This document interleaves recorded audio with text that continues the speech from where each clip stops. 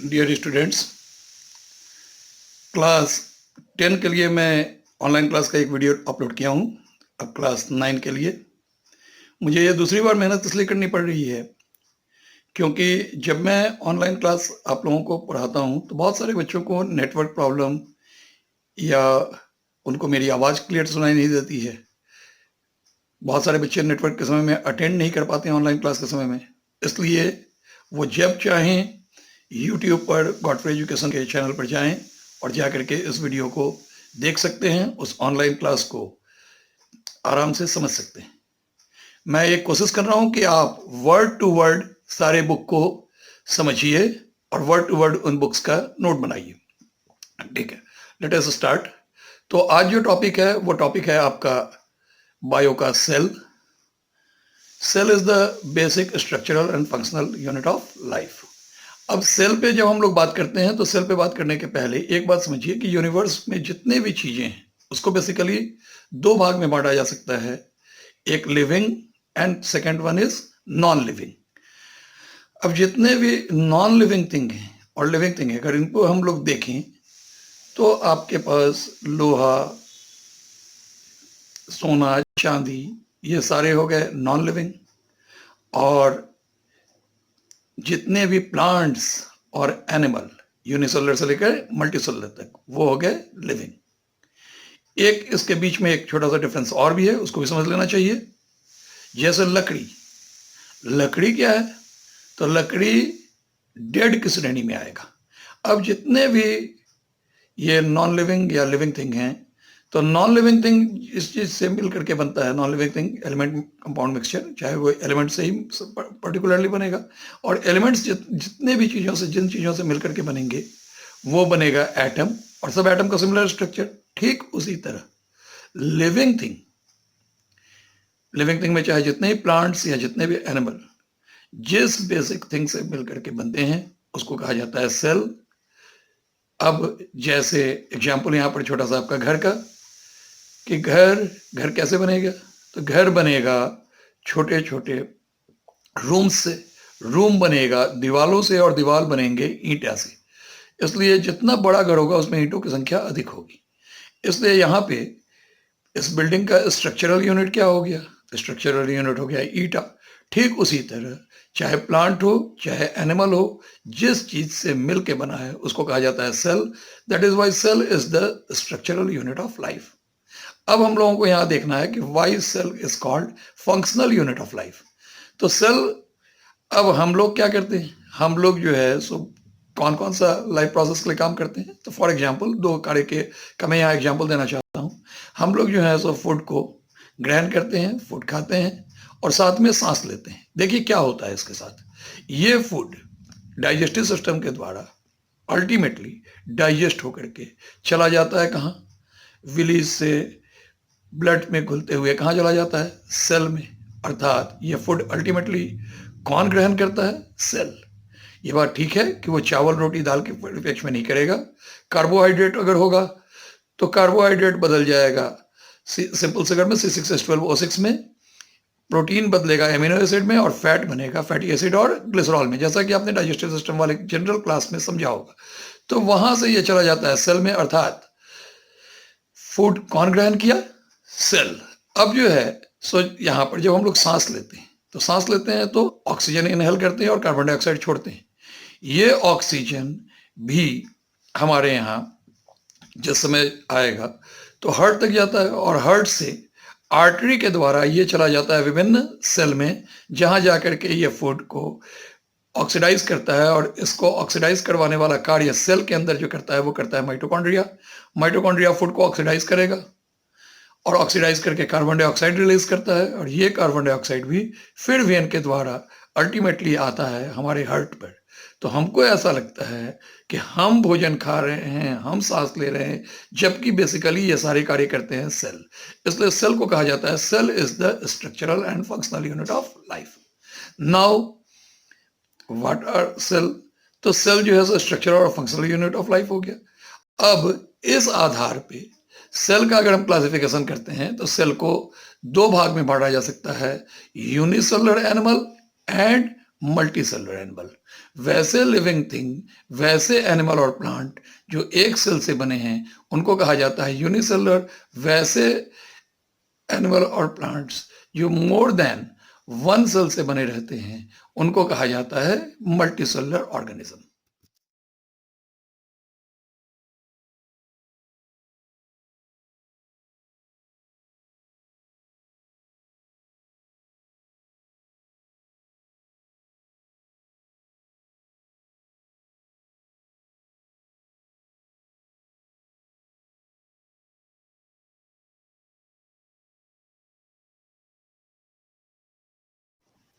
Now, what is unicellular animal?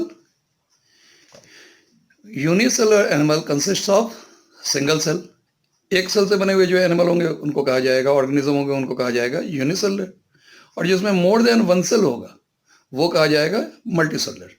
अर्थात unicellular animals जो हैं या ऑर्गेनिज्म जो हैं वो अपने सारे काम उसी सिंगल सेल से परफॉर्म करेंगे, उसी सेल से वो रेस्पायर करेंगे, उसी से वो फूड लेंगे, वहीं एक्सक्रेशन करेंगे। एग्जाम्पल अमीबा, पैरामीशियम, युगलेना, बहुत सारे एल्गीज, बहुत सारे फंजाई, फंगस, ये ये सारे हो गए आपके यूनिसेलुलर ऑर्गेनिज्म। यहाँ पे डिवीजन ऑफ लेबर नहीं होता है, सिंगल सेल ही सब काम को करता है। And what are multicellular animals? जहाँ मोर देन वन सेल हों जिन एनिमल्स में, और वहाँ पे ढेर सारे सेल्स हों और वो सारे सेल मिल करके उस ऑर्गेनिज्म को बनाते हैं, वो कहा जाता है multicellular organism. Human body multicellular organism का एग्जाम्पल है, एक से ज़्यादा सेल। अब जहाँ पे ह्यूमन के पास जैसे ट्रिलियंस ऑफ सेल है, तो इन ट्रिलियंस ऑफ सेल को सारा चीज कौन देगा? तो इसके लिए यहाँ आवश्यकता होती है डिवीजन ऑफ लेबर की। यहाँ पे अलग अलग सेल मिल करके इन्हीं सेल को सपोर्ट करने के लिए बहुत सारे सेल मिल करके बनाते हैं टिश्यू, बहुत सारे टिश्यू मिल करके बनाते हैं ऑर्गन्स, बहुत सारे ऑर्गन मिलकर बनाते हैं ऑर्गन सिस्टम, एंड बहुत सारे ऑर्गन सिस्टम मिलकर के बनता है एक ऑर्गेनिज्म। तो जैसे फॉर एग्जांपल अब ह्यूमन के पास ट्रिलियंस ऑफ सेल है, तो इन सारे सेल को फूड पहुंचाने के लिए एक सिस्टम चाहिए, तो that is a digestive system. अगर इन सारे सेल्स को ऑक्सीजन पहुंचाने के लिए एक सिस्टम चाहिए, इसीलिए बहुत सारे ऑर्गन से मिलकर के बना हम लोगों का रेस्पिरेटरी सिस्टम। तो यहाँ पर डिवीजन ऑफ लेबर होता है, यहाँ पर सेल जो है सो डिफ्रेंशिएट होता है। अब प्रश्न ये उठता है कि सेल का डिस्कवरी किसने किया, सेल को खोजा किसने? तो जैसा कि आप जानते हैं सेल शब्द ही लैटिन शब्द से आया है, लैटिन शब्द सेलुला से, इसका मतलब होता है एक छोटा सा कमरा। तो कमरा का या रूम, तो सेल को सबसे पहले डिस्कवर किया था 1665 में रॉबर्ट हुक साहब ने। रॉबर्ट हुक साहब ने सेल को डिस्कवर किया था। और सेल के डिस्कवरी में एक चीज और आपको साथ में समझने की आवश्यकता है कि जैसे जैसे माइक्रोस्कोप का डिस्कवरी होता गया सेल के बारे में स्टडीज ज्यादा होती गई। तो रॉबर्ट हुक साहब ने सेल को जो डिस्कवर किया था, तो वहां पर 1665 में उनको एक सेल का स्ट्रक्चर नजर आया था हनी कॉम्ब की तरह। एक छोटे छोटे छोटे छोटे विभिन्न जो है सो कॉर्क सेल में उनको रूम्स नजर आया था। उसके 9 साल के बाद ही लिवेनहॉक साहब को 1674 में उन्होंने जो है सो लिविंग सेल का सबसे पहले डिस्कवरी किया। उसके बाद जिस तरह से यहाँ पर माइक्रोस्कोप बेहतर होता गया, उसी तरह से विर्चको आए और इलेक्ट्रॉन माइक्रोस्कोप नॉल और रस्का के समय में आकर के जब ये बनता चला गया, जाकर के 1932 में जर्मन साइंटिस्ट थे नॉल और रस्का, तो उस समय में सेल की डिटेल स्टडी होती गई। तो सेल के डिस्कवरी में सबसे पहले 1665 में हम लोग नाम लेंगे रॉबर्ट हुक साहब का, और रॉबर्ट हुक के बाद बारी बारी से लेवेनहॉक और यहाँ तक कि इलेक्ट्रॉन माइक्रोस्कोप। तो यहाँ ध्यान देंगे, इसीलिए आपके बुक और आपके सिलेबस में एक टॉपिक और दिया हुआ है सेल के साथ, वो है माइक्रोस्कोप का स्टडी। तो यहाँ पे हम लोगों को जिस माइक्रोस्कोप का स्टडी करना चाहिए डिटेल्ड, वो आपके बुक में दिया हुआ है लाइट और कंपाउंड माइक्रोस्कोप।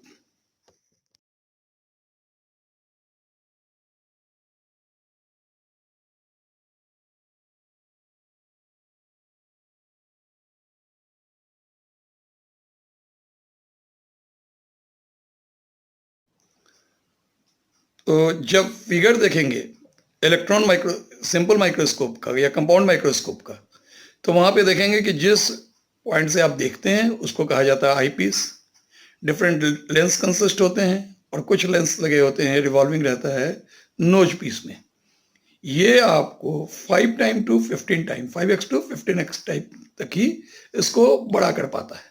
और उसके बाद जब इलेक्ट्रॉन माइक्रोस्कोप को देखेंगे तो यहां पर देखेंगे कि यहां पर ये लेंस के थ्रू नहीं बल्कि इलेक्ट्रोमैग्नेट के थ्रू उसका इमेजिंग करता है, और यहां पर उसको 1 लाख से 5 लाख गुना तक बड़ा किया जा सकता है। स्वाभाविक रूप से जैसे जैसे माइक्रोस्कोप का डिस्कवरी होता गया, सेल की डिटेल्ड स्टडी भी होती चली गई। अब हम लोग यहाँ पर बात करते हैं कि इन सेल को स्वाभाविक रूप से कितने भागों में बांटा जा सकता है। तो यहाँ एक बात ध्यान देंगे, सामान्य स्थिति में तो सारे बच्चे ये जानते हैं कि जितने भी ऑर्गेनिज्म बनते हैं वो सेल से बनते हैं, लेकिन यहाँ पे एक क्लासिफिकेशन और जान जाएंगे कि एक थिंग है नॉन सेलुलर ऑर्गेनिज्म, जो अभी जैसे कोरोना का दौर चला हुआ है और कोरोना जैसी महामारी में जो चीज हम लोगों को प्रभावित कर रहा है वो है वायरस। तो ये वायरस जो है वो बेसिकली नॉन सेलुलर ऑर्गेनिज्म है, अर्थात ये जब ह्यूमन बॉडी के बाहर रहता है या किसी भी लिविंग बॉडी के बाहर रहता है तो वो जो है सो डेड स्थिति में पड़ा रहता है। जैसे वो लिविंग बॉडी के अंदर आता है तो यहाँ पर वो उन्हीं के मैकेनिज्म से सारा काम करना शुरू कर देता है, और इसको कहा जाता है नॉन सेलुलर ऑर्गेनिज्म। अब जो यहाँ पर जितने भी बाकी जो सेलुलर ऑर्गेनिज्म है इसको सामान्य स्थिति में 2 भाग में बांटा जाता है। एक को कहा जाता है प्रोकैरियोटिक सेल और दूसरा को कहा जाता है eukaryotic cell. Prokaryotic cell, primitive cell या अनडेवलप्ड सेल। प्रिमिटिव सेल या अनडेवलप्ड सेल, साइज इसके छोटे होते हैं, इसका न्यूक्लियस पूरी तरह से डेवलप्ड नहीं होता है, इसमें जो है सो फ्लैजम होता है, एक टेल का स्ट्रक्चर होता है। एग्जाम्पल है इसका आर्केबैक्टीरिया, साइनोबैक्टीरिया, ब्लू ग्रीन एल्गी। तो ये जो है सो एग्जाम्पल हो गया प्रिमिटिव सेल, जब सेल के सारे ऑर्गेनल्स पूरी तरह से डेवलप नहीं हुए तो ये जो सेल बना इसको कहा गया प्रोकैरियोटिक सेल। और जो मॉडर्न सेल हैं जिस सेल के सारे ऑर्गेनिज्म डेवलप हो गए, nucleus, mitochondria, Golgi body, ribosome, centrosome, ये सारा चीज जब डेवलप हो गया तो ये जो डेवलप्ड सेल बने, इन डेवलप्ड सेल को कहा गया यूकैरियोटिक सेल या नॉर्मल सेल।